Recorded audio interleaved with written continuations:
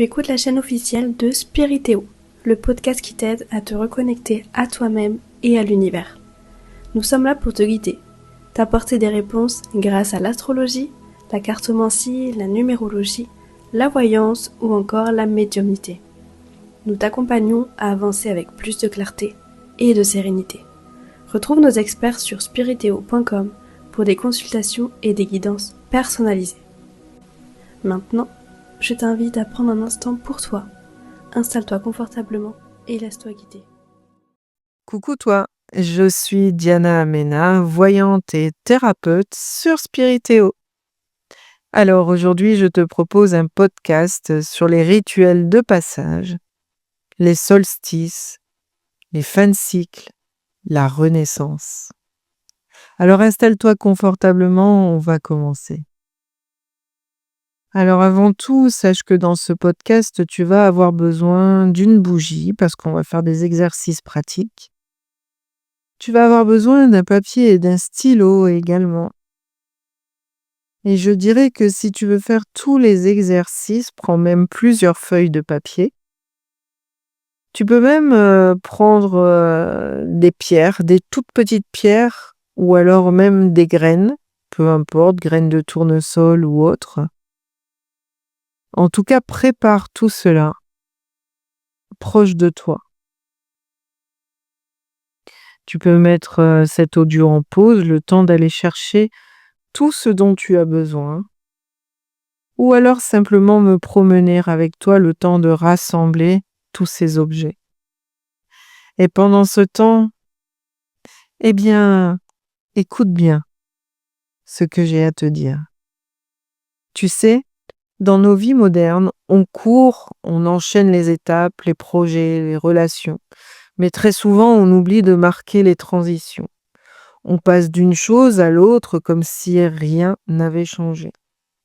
Et pourtant, notre corps, notre cœur, notre énergie, eux savent très bien qu'on a changé de cap. Et c'est là que les rituels de passage prennent tout leur sens. Un rituel, ce n'est pas une cérémonie compliquée, ce n'est pas réservé aux traditions anciennes. C'est simplement un moment où tu reconnais que quelque chose s'achève, que quelque chose commence et que tu prends le temps de l'honorer. Un peu comme quand on fête les anniversaires, on sait que quelque chose s'achève et on sait que quelque chose d'autre commence à une date bien précise. Et il en va de même avec Nouvel An, etc. Alors aujourd'hui, je vais t'emmener explorer ces passages-là. Les passages comme le solstice qui relie notre rythme au grand cycle cosmique. Le passage de la fin de cycle, ce moment où il faut fermer une porte pour en ouvrir une autre. Et puis la renaissance, cette nouvelle énergie qui arrive quand tu acceptes de te réinventer. Et je ne vais pas seulement t'en parler. Comme je te l'ai dit, je vais te proposer des exercices simples à vivre pour que tu puisses expérimenter tout de suite là où tu es. Alors, tout d'abord, le solstice. Le solstice que l'on pourrait qualifier de miroir cosmique. C'est une invitation de l'univers. C'est comme si la Terre nous donnait un rendez-vous 2 fois par an pour se rappeler « Hey, tu fais partie d'un grand cycle ». Et quand arrive le solstice d'hiver, c'est la nuit la plus longue. C'est le moment où la lumière est la plus rare. Mais aussi celui où elle recommence à grandir. Symboliquement, c'est un appel à plonger en toi, à écouter ton intériorité, à accueillir le silence. Et au solstice d'été, c'est exactement l'inverse. La lumière est à son apogée, mais déjà les jours commencent à raccourcir. Et très symboliquement, ça nous apprend l'humilité, parce que même au sommet, il y a déjà un mouvement vers la descente. Alors je t'invite à tester une petite pratique très simple. Que tu sois d'ailleurs au moment du solstice ou non, au moment où tu écoutes ce podcast, ça marche comme une métaphore. Tout à l'heure, je t'ai demandé d'aller chercher une petite bougie. Eh bien, c'est le moment de l'utiliser. Donc prends une bougie, allume-la et assieds-toi face à elle. Observe la flamme et demande-toi, qu'est-ce qui est en train de grandir en moi?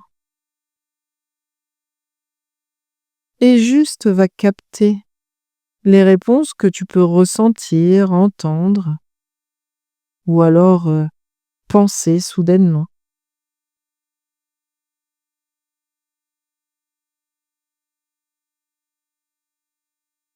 Puis, pose-toi la question, qu'est-ce qui est en train de décroître?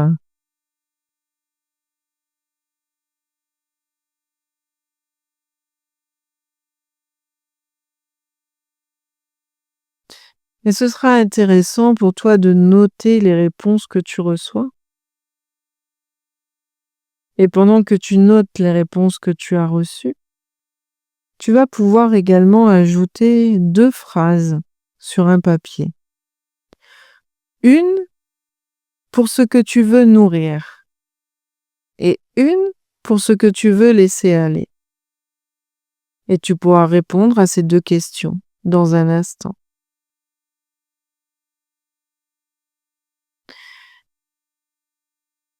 Je te laisse répondre à ces 2 phrases. Que veux-tu nourrir? Que veux-tu laisser aller?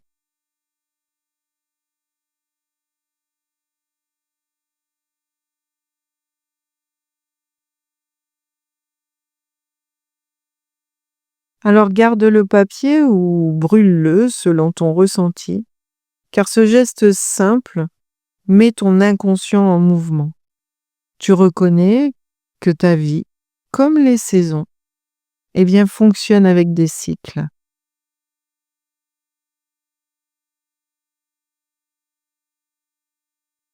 Alors, l'art de fermer une porte, ce sont les fins de cycle. Et d'ailleurs, l'année 2025 est une fin de cycle. On vit tous des fins de cycle, mais souvent on les subit au lieu de les accompagner. Tu as peut-être déjà vécu ça, tu quittes un travail, une relation, une maison, mais au fond de toi, tu restes accroché. Et tant que tu ne fermes pas symboliquement la porte, tu ne peux pas vraiment entrer dans la suivante.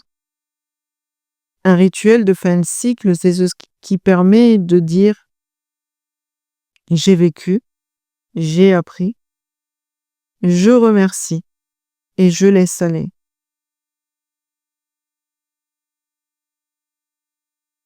C'est pas toujours confortable, mais c'est nécessaire.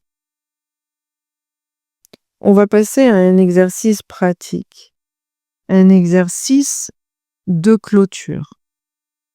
Alors prends un autre papier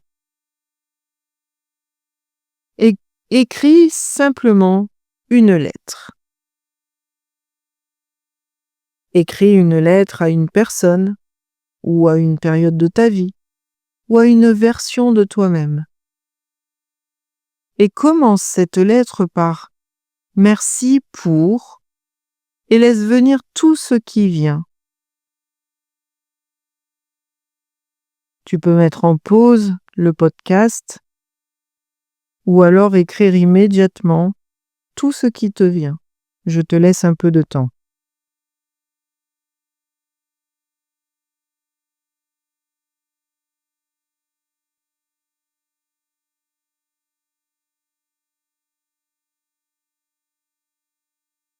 Puis tu pourras écrire « Aujourd'hui, je choisis de te laisser partir ».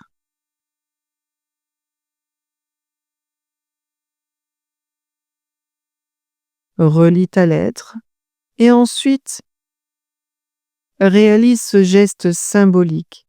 Plie ta lettre et brûle-la ou enterre-la. Parce que ce n'est pas juste un papier. Ton inconscient enregistre que tu as mis un point final et tu verras un espace intérieur s'ouvrir. Car le cerveau n'aime pas les histoires inachevées, n'aime pas quand il n'a pas le mot fin ou le point final à une histoire. De la même manière qu'il n'aime pas quand tu n'écoutes pas une musique jusqu'au bout, jusqu'à la dernière note, parce que tout simplement, pour lui, elle est inachevée. Et donc du coup, il te la resserre sans cesse, sans cesse, sans cesse dans la tête, jusqu'à ce que tu réécoutes cette musique jusqu'à la dernière note. Et bien là, c'est la même chose. Il faut toujours mettre le point final. On va passer maintenant à la renaissance. Alors ça demande du courage, la renaissance, parce qu'il faut oser. Alors ce n'est pas repartir de zéro, c'est au contraire utiliser tout ce que tu as vécu, tout ce que tu as appris, comme compost fertile pour le renouveau. Imagine un arbre au printemps. Il ne repart pas de rien. Il repart avec ses racines, son tronc, sa mémoire. C'est exactement ce que l'on fait nous aussi. La renaissance, ça peut être un nouveau projet, une nouvelle relation, ou simplement une manière d'être toi-même. Alors à nouveau, je te propose un exercice pratique, un exercice pour symboliser la renaissance. Donc tout à l'heure, je t'ai demandé de prendre une pierre ou alors une graine, en tout cas quelque chose qui peut symboliser cette renaissance. Si tu n'as pas de graine, prends une pierre, le mieux c'est une graine, mais peu importe. Nous sommes dans la métaphore. Tiens-la dans la main et déclare ton intention pour ce nouveau cycle. Mets des mots simples comme « je choisis d'apporter plus de joie dans ma vie » ou « je m'ouvre à de nouvelles opportunités ».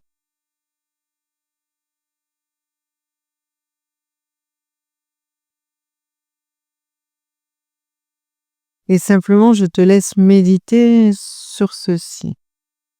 Une fois que ce sera fait, tu iras enterrer dans la terre cette graine ou alors poser dans un endroit spécial chez toi.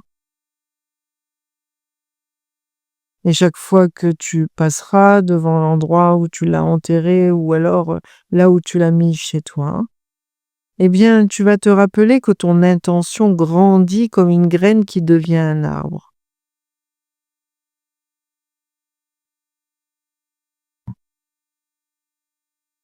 Alors, pourquoi ça marche tout ça? Parce que notre psyché adore les symboles, les gestes rituels qui donnent forme à ce qui est invisible. Ils permettent à ton corps et à ton énergie de comprendre ce que ton mental parfois ne sait pas mettre en mots. C'est un rituel, c'est un langage universel qui parle autant à ton inconscient qu'à ta conscience. Et tu n'as pas besoin de grandes mises en scène. Parfois juste allumer une bougie, écrire une phrase, respirer 3 fois en pleine conscience, eh bien c'est suffisant.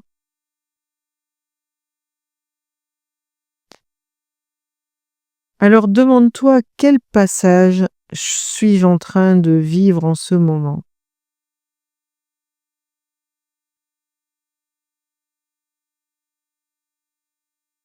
Est-ce que je suis en train d'entrer dans l'ombre?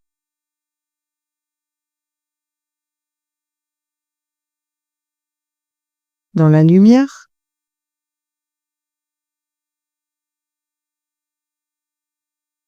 Est-ce que je suis en train de terminer un cycle?